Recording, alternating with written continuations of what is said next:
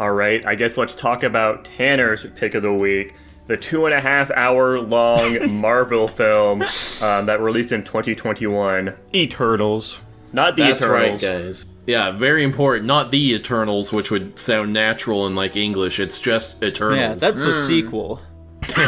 So this is about a group of super characters. They've got powers. There's fucking 500 of them. There's 12, there's 13, there's 7. Who fucking knows? They're immortal. They came on Earth a long time ago to defend us from these evil creatures. They fucked around for a while, and then the evil creatures come back, and now they gotta fight them. And then we find out, oh my gosh, the reason they're here to... lore. You got this, Tanner. And then they fucking fight each other, and they save the day from the Earth being destroyed. This movie's so long. It is very long. So many plot points. What's your haiku, Tanner? My haiku, as inspired by Eternals. Dull opening scroll sets a tone that never ends. Just like the movie. Oh, damn. Alright, well, now hang on here a second, Tanner. Dylan, how'd you feel about this one? God, this movie is so long. I feel like we've gotten the long point in here, but, like, you know, as for the rest of the film... This movie cannot hold a single note. Like, it chooses so many directions that it doesn't commit to any of them. Like, it's a cool superhero movie, but wait, there's drama. Maybe they're becoming people. Oh, they're not people at all. Oh, now they want to kill each other. Oh, by the way, they're immortal, but they can die. Oh yeah, by the way, there's these deviants that were just locked in the ice, because... oh, by the way, one of them's still loyal to this celestial that created them and is not like the other ones for some reason. They're having emotional drama that, you know, why would this thing leave him stuck on a planet for thousands of years if he didn't want that to happen? I just think there's a lot going on in this movie, and it all gets resolved in a very dumb way. The only thing that's good about this movie is I like the concepts that were introduced. However, if they trimmed the fat on this movie and got rid of the yada yada, maybe keep some... You can keep the emotional scenes, you can keep the action scenes, you can have both. Make sure they co-mingle well, and trim the fat, because there's just so much unnecessary that happens. Like, I feel like, as sad as the scene was, we didn't need to watch Ajax die, and how she died, and how her body got placed where it was, and who did it. I think the audience, after watching enough Marvel movies, can infer what happened based on limited, you know, visual cues. But no, this movie had to literally spell out everything for the audience, and it shows in the 2.5 hours it was, you know, running for. So while go on, sorry. No, go ahead and finish your thought. I thought you were done. Yeah, I'm just gonna wrap it up with this. I did enjoy the spectacles of this movie. I thought it was an interesting concept. I feel like the concept could have been thoroughly enhanced with a lot more shortenings. Or I think I legitimately would have enjoyed this movie more if it was shorter. Yeah. So what you just made me think of is, like, a common complaint with movies that have, like, a large ensemble cast is, like, they often do not explore the characters enough. I think this movie has the exact opposite problem, where it is giving us so much, like, information and insight into every single character's backgrounds, what they've been doing for 5,000 years, what they think about, what they want to do, why they want to do it.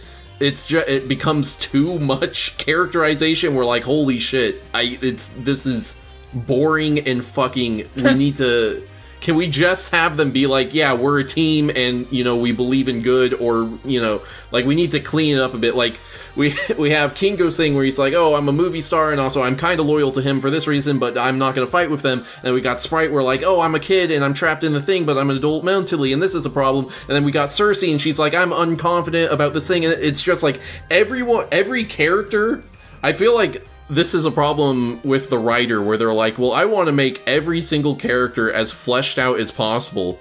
And it just caused this movie to become this massive, bloated mess, you know? I'm actually going to have to disagree with you on that, Tanner. Really? Yeah, because, like, yeah, we spend a lot of time with these characters, but I know literally nothing about any of them. Like, I feel like they don't actually dive into what makes any of them tick whatsoever in this entire film. Like, especially our main character, Cersei. Like, what do we know about her? She likes Instagram. That's it. You know, I will say, I agree with both you and Tanner. I do believe they flesh out these characters a ton, but it's also surface level. It's like they started writing a story and got ADHD'd off into another character and forgot that they didn't finish explaining the last one. And they just did that over and over again, running in circles. Like, do any of the characters even have arcs in this film at all? Icarus realizes he's evil and then kills himself. That part was so confusing. I didn't understand that at all. That was such a unnecessary thing to have happen. I was like, what? Sprite Why? becomes a human boy. Is that an arc? I don't think it was a human boy, but... Cersei learns to believe in herself. Is that an arc? I don't know. Druig, Yeah. The black guy goes from having a family to back to having a family again. Also, Like, really quick. Is that an arc? Like, do these characters also, like, even feel like a family at all? It doesn't seem like it. The answer is no, by the way. That was a rhetorical question here. I don't think they feel like a family like a dysfunctional whatsoever. family. Like, they come together and they, like, tell us, hey, by the way, we're a family. Look at this. We're eating dinner together, just like a family would. But they don't feel like they are whatsoever. Right. I don't think they're supposed to come across as a family, at least in, like, current day when we're watching them. Like, I think they come across as, like, these people who used to be close and now they're dysfunctional. I think they don't fumble that feeling too badly. Let's see, this is a nitpick. Why does Kingo just drop out of the movie for the finale? Right? Like, the fucking character who's, like, the closest with humanity or whatever is like, yeah, I don't think I'm gonna want to try and save them. Fuck them. That's an even better point. You're right. He is the one that, like, other than, like, Phobos, who, like, has a family or whatever, Kingo's the one that's, like, actually been, like, really actively living among humans this whole time. Why is he just like, I kind of agree with Icarus, maybe we should kill them all. Bye. I don't know. Their motives are weird and don't make 100% sense, because it's also, this is going back and rewinding to something I said before. If the Celestial didn't want these creatures, these robots, synthetic whatevers, to get attached to the planet they're on, maybe try not to program them with emotions, or he did literally say, I created you with, like, no possible chance of evolution. I feel like developing emotions is a form of evolution. There's a lot that has to... Why not? There's a lot that has to do with, like, how, like, the Eternals are supposed to work or whatever that doesn't really make a lot of sense, For example, like, their whole, like, we're not going to interfere with, like, the humans and shit like that outside of, like, killing the deviants. And it's like, well, their whole purpose is to, like, make sure that fucking humanity, like, spreads a bunch and we get, like, a big civilization. So why wouldn't they be intervening in, like, situations where a lot of people would be dying? Also, we're, like, actively told that Phobos is making technology for them. Yeah. That's, like, the most major interference you can imagine, frankly. It's not very... I was gonna say, this probably has nothing to do with anything. I was gonna whip out ye old Marvel Encyclopedia. Did they retcon Celestials in this movie? Probably. How so? Because if we remember back in Guardians 2... Ego was just like, I was a mind floating through space, and I learned how to accumulate all this stuff. He just became a planet. Why the hell do we have beings of... they kept the part where they're beings of infinite energy. Why then are they just giant people made out of unknown material floating through space with infinite energy? And now why are there thousands of them when we were led to believe there were so few? But, like, Ego also... was a really stupid Celestial that didn't think to make a body. But, like, also, why... So, does that... Like, they just retcon so much. So now Arsham is just the prime Celestial, which means... I don't think he's the prime Celestial. That's what I think he just is... Oh, I thought he just was one. And then, like, why is it... again, this is getting in the weeds that it shouldn't matter. Why does it matter that a new batch of Celestials is born every billions of years? Because they make stars. But don't they live forever anyway and have infinite energy? Why does there need to be more? The whole point Because they're just trying to spread life throughout the universe. But, like, they don't need to do that if they live forever and have infinite energy. They could just do that. The motivations for this movie are dumb. Anyway, that's true. Yeah, that's not an entirely unfair point. It's just what they do, I guess. I don't know. Yeah, it was just convenient plot to progress a movie that probably didn't need to be made. Anyway, Jackson, you haven't said anything at all this whole time. What do you have to say about this movie? I haven't found any sick intros into this conversation yet, but yeah, I gave it to you, buddy. Yeah, I appreciate it. I agree with basically everything you guys say. I think the motivations behind the Celestials is weird. I was asking a lot of questions similar to the lines of Dylan with the Celestials as well, just because it seemed very... Like, the Celestial we know in this movie is very different than the Celestial I knew in Guardians of the Galaxy, and that's left a lot of questions for me with how these work or, like, what their intentions are. Also, the Celestials are just kind of fucking retarded. The way, or this one is, like, with the way they're sending down these Eternals, with, like, they're giving them way too much freedom. Like, if they have the power to make, like, these replications of these things, why don't they have more control over what they do? Like, the fact that they can just rebel at all is pretty stupid. Right. Also, I'm a little tainted because I just finished watching Freyrin, right? And this is a weird segue, but that show focuses a lot on the passage of time and how it affects people. And this movie also encounters that, figuring these people have lived for thousands of years. But holy shit, it does it absolute dog shit, and I can say that because it literally doesn't do anything at all. Basically, nothing happens with the passage of time whatsoever. They don't change as people at all, which is weird because from our perspective, they're basically just humans that have, like, or each one of them has a special power, basically, but they're still just humans at the end of the day that have, like, a contact with the Celestial. So you would imagine the passage of time would affect them at all, but no, they're still very childish. They're still very emotional people, even after living for thousands of years and experiencing horrible hardships and all these crazy things. They don't really, there's, like, no character progression with them whatsoever, and even, like, from, like, the amount of character progression we'd get from this movie, you would imagine there'd be some over the thousands of years they live, but no, there's basically none. Yeah. I think the idea of the Eternals as a concept is kind of cool, and in the hands of a better writer, this could have been an interesting concept, but I think they fumbled it hard as shit. I think the Eternals are stupid as fuck. I think the Celestials concept is pretty poorly managed. Also, nobody mentioned this yet, but a lot of the CG in this movie looked pretty fucking bad. Oh, yeah. I don't know how that happened. I don't know how to quantify CGI. Yeah, I do kind of like the gold circle-y effect thing. I think that's pretty cool looking, but everything else looks pretty bad. I'm gonna be honest with you. I will say, you just reminded me of a point that I am slowly losing. God damn it. Somebody I think you were gonna say, Don, that you think Angelina Jolie's lips look fucking terrible. Why did she do that to herself? Hot damn, Nico, you actually just reminded me. There we go. Why was Mad Weary a thing, and also why did it do the thing that's Into the Spider-Verse did, where it was only convenient to what was happening in the moment? Like, she only did it when it was because we went the whole, like, last 2/3 of the movie without her doing any of it, and then it just happened when she was in the cave with that one deviant, and then it absorbed enough of her energy so she didn't have it anymore. At least that's what I interpreted. But, like, also, why would they have some kind of... her overcoming it finally. She finally got past it. Potentially, but also, with Celestials having the power and concepts they have, why would they create beings that need to have their memory erased, or else they basically have this, like, construct's version like dementia, basically. Not even dementia, it was, whatever the hell Halo calls it, rampancy, basically, where they just go mad and try to kill shit. Yeah, which is, like, dementia. Well, I think dementia makes you passive, but okay. That kind of, dementia can make you, like, lash out in anger and stuff. That kind of speaks to Jackson's point about how, like, this stuff could have worked with a better writer. Like, yeah, the fact that her whole deal is she is remembering stuff from previous worlds, and that's what's causing her to go crazy. They should have had her, like, say something that she was seeing, and that would be a major hint towards, like, the mystery of how the Eternals work. But they don't do that at all. They like, figure out what it is based on, I think, Icarus just fucking telling them. Or no, it was Cersei. Cersei meets Reshiram, she finds out everything all at once. Yeah, it's and just then a just big tells exposition them, dump. and then, yeah, a big exposition dump, and then they retroactively go, oh, that's what the deal with Thena is.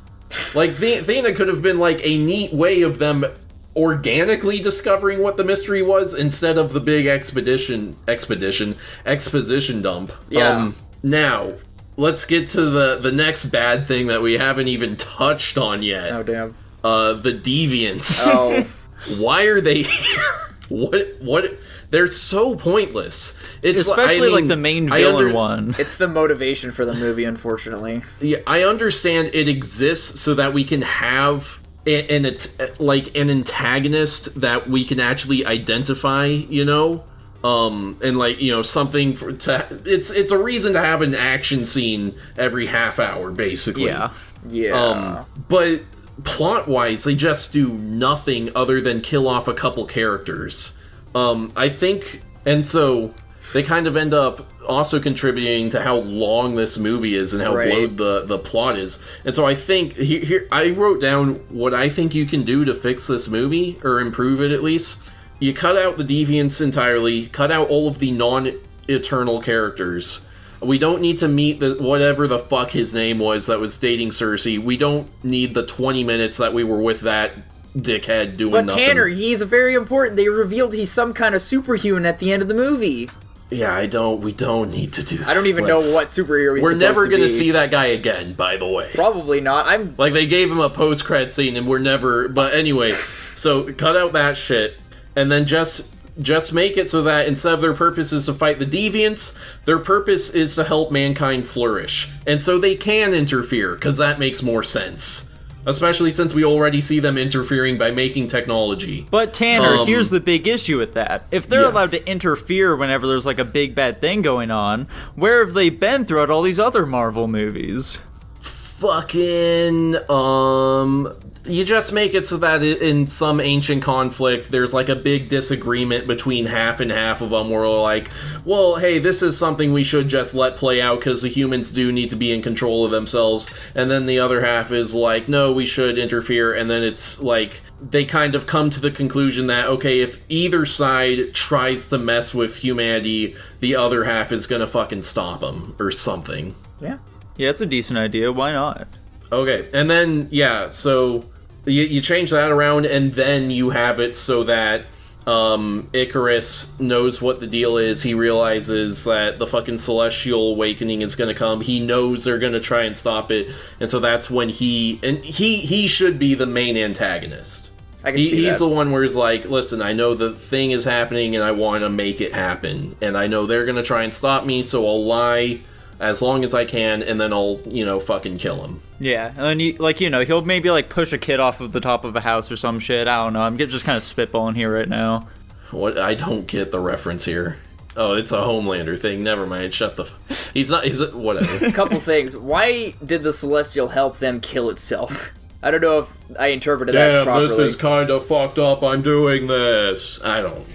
Also, I remember watching this movie, and I boiled down the Eternals to their most basic opponents, and Icarus is just Superman. Athena is literally, goddess of war. Athena. Wonder Woman. Sure. Not necessarily. And then none of the other... The one chick is the Flash, You got a Transmuter from Full Metal Alchemist. You got Strongman version of Wu from Doctor Strange, that guy. He's here. Mm-hmm. You're just saying that silly. because they look the same, you racist. They also sound the same. By the way, why the fuck does Fastos, wherever the fuck the black dude, his name is, why doesn't he just, like when they're initially trying to recruit him, he's saying, I don't want to come help you guys prevent the destruction of the Earth. I want to stay here and protect my family. Yeah, it was very counterintuitive point. Yeah, maybe he's stupid. Maybe. Maybe he thought his indestructible house could protect him. There we go. Well... Maybe, that I can't even come up with a justification for that. That's just dumb. That's an oversight on the part of the writer. There's a lot of oversights here, Tanner, unfortunately. Mm-hmm. Yeah. That's what happens when you have a movie that's 2.5 hours long and there's so many different plot things, you can't keep up with all of it. And True. based around fucking 10 different characters. Well, how many characters are in this? Is it 10? Probably. If we're There's counting like 8 of them or non-Eternals. something. How many are there? I think like 40 maybe. Yeah, 40. I lost count at a There's certain 12. point. I'm pretty sure there's 12 apostles in this movie. Yeah. The final Deviant gave me Ultron vibes. He gave me Cell vibes, personally. That's also fair. I just was using, this world's version of, villains, I suppose. I'm pretty sure there's 9. Well, regardless. That's 9 a lot of too characters many. to explore. Speaking of too many, Dylan, what are you rating this one? I rated the first movie last time. So- rated first last time. So Whatever. rate it. I honestly attribute this a lot to Power Rangers. This gave me hard Power Rangers vibes. You like Power Rangers, though. I know, which is probably why I'm putting in the same tier. I think I'm gonna give this. What do movie, you mean? I think I'm gonna give this movie an A-.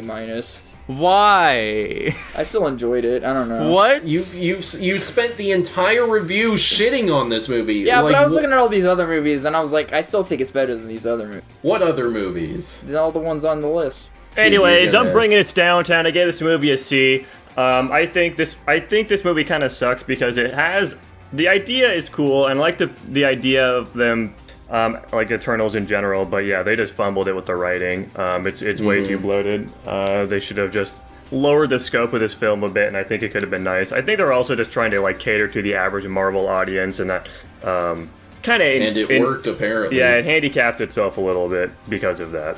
Yeah, this film is absurdly dull. I'm giving it a C-. Yeah, I'm in between a C and a C- as well. What are the positives for this movie? I think some of it is kind of funny. Like the fucking whatever his name is, the guy that's annoying, is funny. The annoying IRL, not annoying in the movie. Kingo? Yeah. I like his Iglo's lackey that follows him around. Yeah, I remember that being funnier the first time I saw it, though. So, Dylan, you give it A-. What positives do you see in the film? I'm very easily entertained. But you said you were bored by it. Yeah, in the last half. Listen, I can't justify putting it below some of the other movies in B+. I can't, like... Name one of the movies you have in B+. Bell. And this isn't below Bell. Guys, to you? we're not here to make an objective list. You guys have to question everything I do. Let's just move on. You guys do this to me every time. We just want consistency from you, man. That's all. I don't care. I just want to understand. You don't need to understand. Rate the movie, god damn it. I think I'm rating movies like this as funny. Anyways, go for it, Tanner. I'll go C- as well, I suppose. You guys waste time sitting here trying to understand how I rate movies. You're really wasting your own time. How is that wasting time, Dylan? That's the whole reason we're fucking doing this thing! Listen, we all have our methods, and some of them don't make sense, so whatever. We're trying to figure out what your method is the problem. I gave my method. I'm very easily entertained. Why isn't every movie an A- then? Because I don't think every movie is entertaining. Uh-huh. Anyways, that puts it at a solid C+ overall. There we go. Shocking revelation. Honestly, I'm surprised I rated the movie higher than you guys, outside of Dylan. I'm shocked by that, too. Oh well.